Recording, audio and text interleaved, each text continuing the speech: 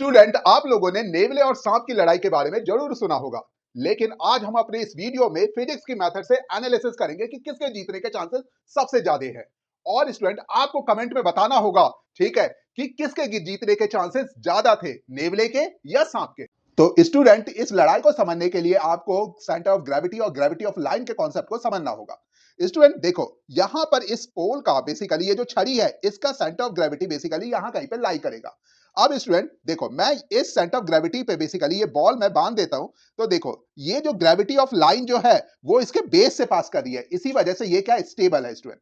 लेकिन स्टूडेंट, जब मैं इसे झुका देता हूं, ठीक है, तो देखो यहां पे जब मैं झुका देता हूं, ठीक है, तो ये जो ग्रेविटी ऑफ लाइन है वो इधर से पास कर रही है, जबकि बेस इधर है। इसी वजह से स्टूडेंट ये क्या हो जाएगा, ये टॉपल कर जाएगा। ठीक है, अब इसी कॉन्सेप्ट को हम स्नेक और नेवले की लड़ाई में बेसिकली लागू करेंगे। देखो, नेवले का जो सेंटर ऑफ ग्रेविटी जो होता है वो यहां कहीं पे होता है, ठीक है, और वो हमेशा एक स्टेबल अपने छोटे साइज और अपने फुर्तीले स्वभाव की वजह से उसका जो सेंटर ऑफ ग्रेविटी बेसिकली है ना, यहां पे उसके पैरों के पास आसपास लाई कर रहा होता है। ठीक है, इसी वजह से हर एक मूव में जो नेवला होता है वो बहुत ही ज्यादा क्या होता है, स्टेबल होता है। ठीक है स्टूडेंट, किसी भी मूव में, ठीक है ना, जो नेवला होगा वो स्टेबल होगा। लेकिन सांप का स्टूडेंट, ठीक है, जो स्नेक होता है उसका सेंटर ऑफ ग्रेविटी बेसिकली जहां पे ये क्वाइल करके रखा होता है, ठीक है, वहां पे होता है। तो नेवले का काम ये रहता है, ठीक है, कि वो किसी भी प्रकार से इसके जो स्टेबल पोजीशन है उसको वो डिस्टर्ब करे। ठीक है, इसी वजह से वो आगे बाएं पीछे किसी भी प्रकार से इसके सेंटर ऑफ ग्रेविटी को डिस्टर्ब करता रहता है। और स्टूडेंट,